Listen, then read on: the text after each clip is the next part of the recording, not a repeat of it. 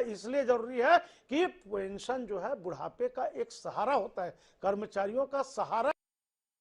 ये आज की बात नहीं है, जिस दिन से पुरानी पेंशन योजना बंद करके नवीन अंशदायी पेंशन योजना लागू हुई उस दिन से अखिल भारतीय स्तर पर इसका विरोध निरंतर जारी है। साहब, पूरे देश में 2.5 करोड़ से अधिक शासकीय कर्मचारी हैं जो 1 नवंबर 2004 के बाद शासकीय सेवा में आए थे।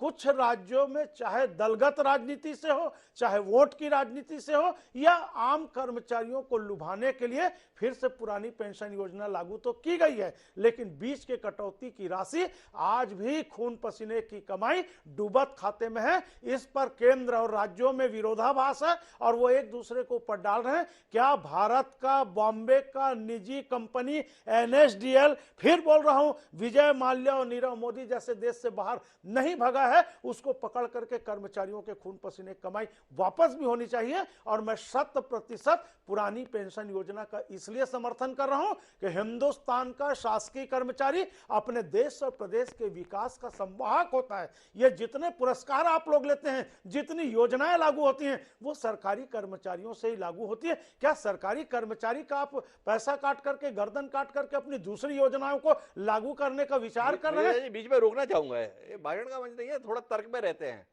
ये योजनाओं में ये सम्मान, ये सारा कुछ सरकारी कर्मचारी थे। भाई सरकारी कर्मचारी थे तो उसे वेतन मिल रहा है ना, जो काम कर रहे हैं उसके एवज में ठीक ठाक वेतन आपको प्रदान किया जा रहा है, अर्थात सरकारी कर्मचारी को प्रदान किया जा रहा है।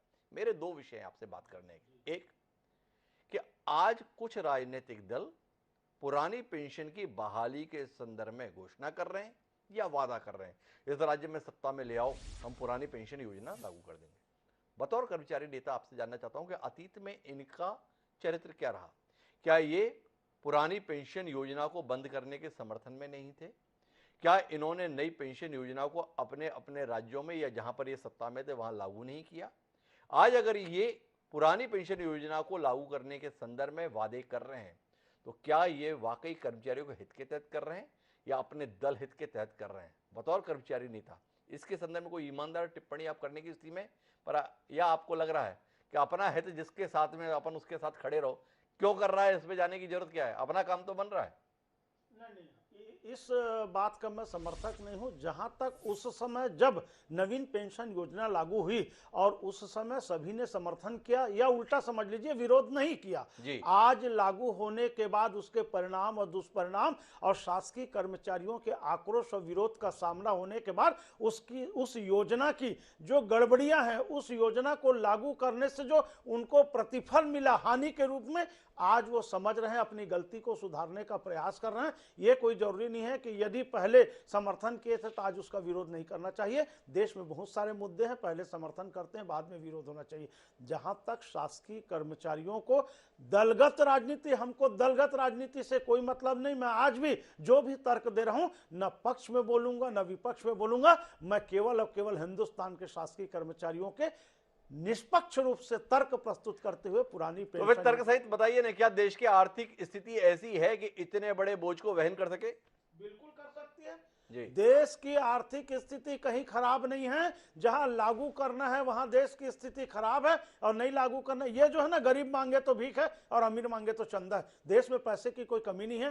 हिंदुस्तान में वन है, जल है, धरती के ऊपर सोना और हीरा जवाहरात है। ये पूरे देश की जनता के लिए, अकेले कर्मचारी के लिए नहीं है। लेकिन कर्मचारी के लिए केवल आर्थिक संकट की बात करना, केवल पैसे की क्षति की बात करना, या कर्मचारियों को वृद्ध होने के बाद सफेद हांसी समझ करके बुढ़ापे में निकाल देना कि ये हमारे लिए बोझ बन गए, क्या उसी को अपने अपने घर परिवार में लागू करेंगे कि हमारे बुजुर्ग माँ बाप सास ससुर अब बोझ हो गए तो इनको घर से निकाल दिया जाए, गणेश जी जैसे किसी तालाब में ठंडा कर दिया जाए? इस तर्क का मैं विरोध करता हूं और फिर अपील करता हूं कि राजनीतिक वोट के दृष्टिकोण से नहीं, देश के विकास के दृष्टिकोण से और अपने पूर्वजों के सम्मान के लिए जिन्होंने देश के लिए काम किया, उनको बिल्कुल पुरानी पेंशन योजना लागू। एनपीएस में ऐसी क्या खराबी जिसके तहत आपको भारी रही? अभी तो उसके तहत पेंशन शुरू भी नहीं हुई। एनपीएस में सरकार का अंशदान और कर्मचारी का अंशदान, उसके बाद रिटायर होने के बाद इनको एक मुश्त राशि मिल जाएगी करके लोक लुभावन वादे किए गए, और जब जमीनी तौर पर आए तो हर राज्य ने और केंद्र ने कह दिया कि जो कर्मचारी का अंशदान है केवल उसका 25% आप टोटल सर्विस संपूर्ण सेवा काल में 3 बार निकाल सकते हैं। उदाहरण के लिए 1 लाख रुपया कर्मचारी का जमा हुआ, 1 लाख रुपया सरकार ने अंशदान दिया, तो कर्मचारी केवल अपने 1 लाख का 25% माने 25,000 ड्रा कर सकता है। बीमारी में, मकान लेने में, शादी